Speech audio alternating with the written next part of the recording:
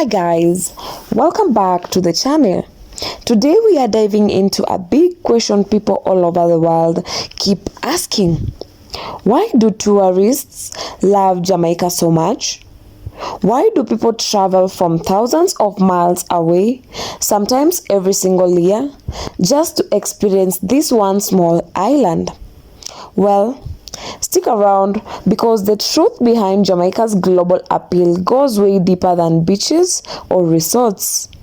Let's get into it. Here's 5 reasons why Jamaica is the best country in North America.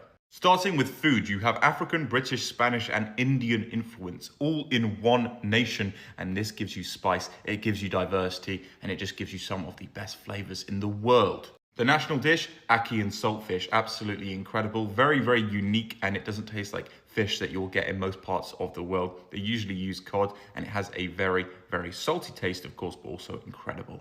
Then you have jerk chicken and jerk pork, two absolutely incredible proteins to eat, but jerk chicken is obviously amongst the best chicken you can just eat in general. Curry go, oxtail stew, the list could go on, but if you are like me and as pale as I am, make sure you don't get it too spicy. Rice and peas, brown stewed chicken, the list is endless. Let's move on to the next bit. So for me, the most important way to judge a country is the people. And the people within Jamaica are some of the nicest people you will ever meet. Some of the most peaceful, some of the most at peace people ever. And this is partly because of the One Love culture. Obviously, largely influenced by Bob Marley, but also largely influenced by Rastafari culture. The country's motto is literally out of many, one people. It's about unity, peace, and respect, no matter where you are from. Jamaica is also a mixing pot of different ethnicities, cultures, and many people are surprised when they go to Jamaica and realize that there are many white Jamaicans with fully Jamaican accents. However, this is just normal to the Jamaicans. But I have to say, living on an island nation like Jamaica, with the sunshine, with the breeze, with the tropical ocean around you, I can see why so many people are at peace, as well as the organic food that they literally get from their own country, and they aren't importing much. They're just so chilled, so relaxed. And I remember when I asked for the time in Jamaica, the response was there are only 2 times in Jamaica, daytime and nighttime.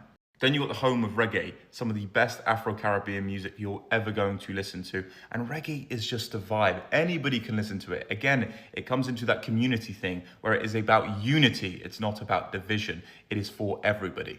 Jamaicans have also faced some tough times throughout history, so they also have this pride within their own nation, this togetherness and this resilience. The communities are tight-knit, supportive, and they do want you to come to the country. Don't get me wrong, areas like Kingston at night can be a little bit dangerous, but the majority of Jamaica is a friendly, welcoming place, and a lot of media narratives are completely wrong about Jamaica. I absolutely love it. It's an incredible country, the country of one love, and I'm going back next year. Let me know what country you're from and if you want me to feature it. Boy, that last video I did about Jamaica being the best in the Caribbean, responding to the girl, that really make y'all vexed? Wow. Apparently I don't know anything about the Caribbean because I only think of Jamaica. Not true. Let me explain.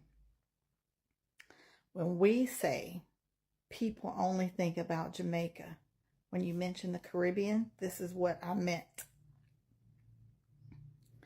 If you're a vacationer, if you're a traveler, you know that when you go to the Bahamas, there's nothing there but beautiful, beautiful, beautiful beaches. Yes, Bahamas, Trinidad, Tobago, St. Lucia, all of them has beautiful, beautiful beaches. But that's all they have. Their food isn't that good. The people aren't that friendly. From my experience, I'm speaking on my experience. I haven't been to Trinidad and Tobago, but I've been to the Bahamas, St. Croix, and some other places. When you come to Jamaica, it's not just beaches. We have waterfalls and rivers and zip lining and ATV and cliff jumping and bamboo rafting and horseback riding and dolphin swimming and snorkeling and deep sea fishing, and the list goes on and on and on of things to do in Jamaica other than stay in your resort. And don't even mention the party vibes. From the time you step off the plane, it's a whole party, even just coming down the aisle with your luggage. The entire island is a turn up the whole time you're there. And the food, oh my God, the food is so amazing in Jamaica. I could smell the jerk chicken right now. Jerk pork, oh God. And the oxtail, and the ackee and saltfish, and the breadfruit, and the dumplings, and the, I don't like dumplings, but you get me though. The food's so good. And the vibe, everywhere you go, people welcome you. They say hello, good morning, good evening, good afternoon.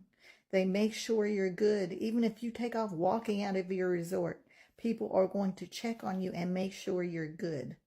Of course, you're going to have your hustlers. It's everywhere. But in general, Jamaican people love their visitors.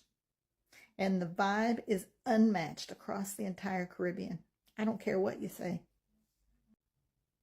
So when you say I know nothing about the Caribbean, I stand to correct you, sir.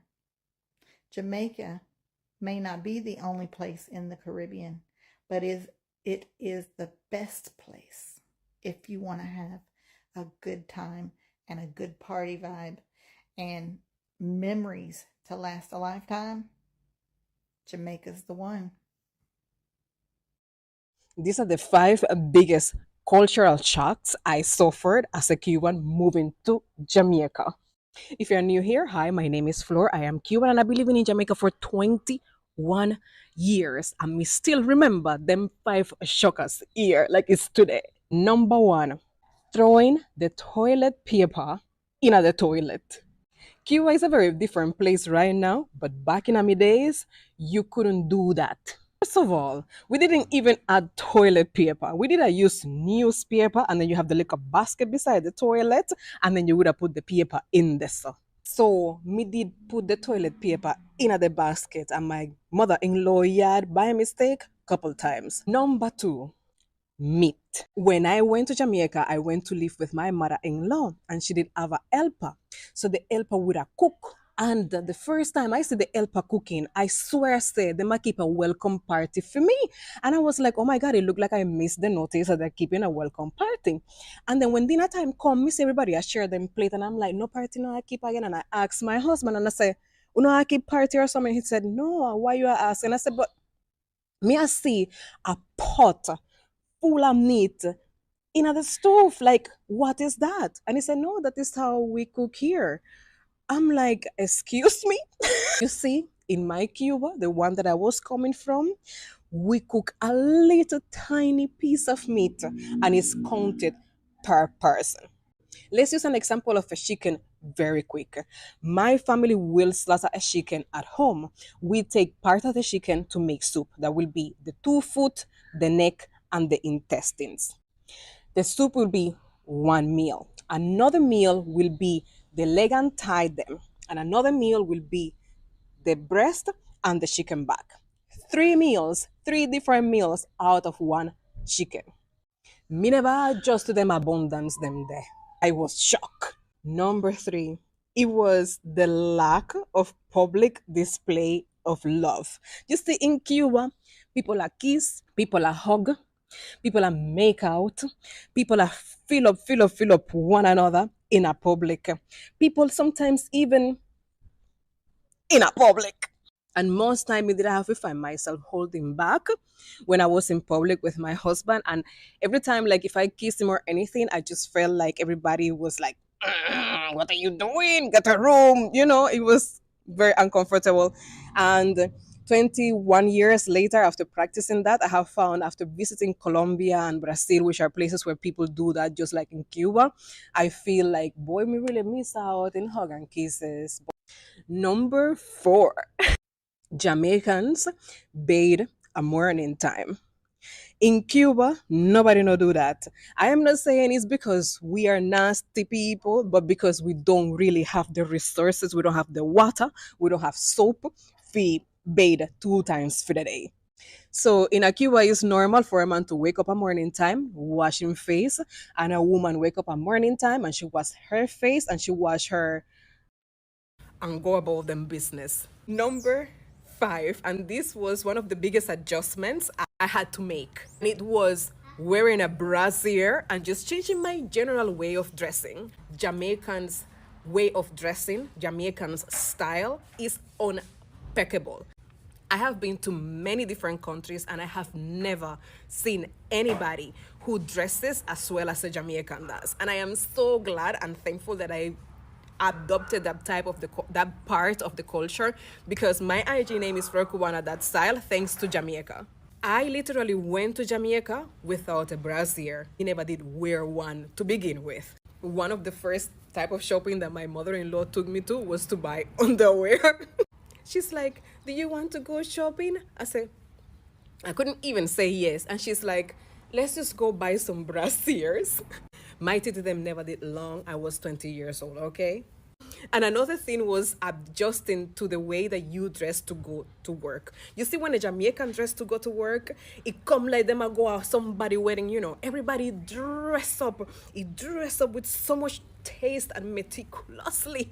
I had to adjust that because in Cuba, you just wear your shorts and slippers to go at work. No matter what your line of work is, nobody know a dress up figure at work. So I had to take time to learn that part of Jamaican culture, and it was an absolute shock to see that somebody who works in a very regular industry, meaning like this person is not a lawyer or a doctor, that they dress up to the T. So these are the five shockers that I lived when I moved to Jamaica back in 2003. And let me tell Uno give thanks for what Uno have, because some people like Cubans don't have it like you do. Thank you so much for watching. Much love. When you ask visitors what stands out the most, you will hear the same answer again and again: the people. Jamaicans have a natural warmth, confidence, humor, and vibe that make strangers feel welcome. It's not forced, it's not rehearsed, it's real. Whether you are at a hotel, in a taxi, or buying coconut water on the roadside, the friendliness hits different. Tourists always say, Jamaicans make you feel like family even if you have never met before. And that personality is unforgettable. Jamaica might be small, but its culture is massive. From reggae music to dancehall, from Bob Marley to sprint legends, Jamaican culture has shaped the world in ways many bigger countries never have. Tourists love Jamaica because the music is powerful, the food is bold, the fashion is unique, the humor is legendary. Visitors aren't just coming for scenery. They are coming because Jamaica feels alive. Of course, we cannot ignore the landscape. Jamaica is blessed with some of the best beaches in the Caribbean. Waterfalls you can climb, rivers you can raft, mountains touching the cloud, blue waters that look unreal. It's one of the few destinations where you can go from mountain cold to beach heat in under an hour. Tourists say Jamaica doesn't just look beautiful. It's beautiful in every direction. Tourists return because Jamaica delivers an experience you can't copy. The parties, the nightlife, the executions, the resorts, the roadside food, the music everywhere you go. Jamaica is not a place where you watch culture. It's a place where you live it. And that experience sticks with people long after they go back home. Whether it's Americans, Canadians, Brits, Africans, Europeans, the message is the same. I always feel welcomed.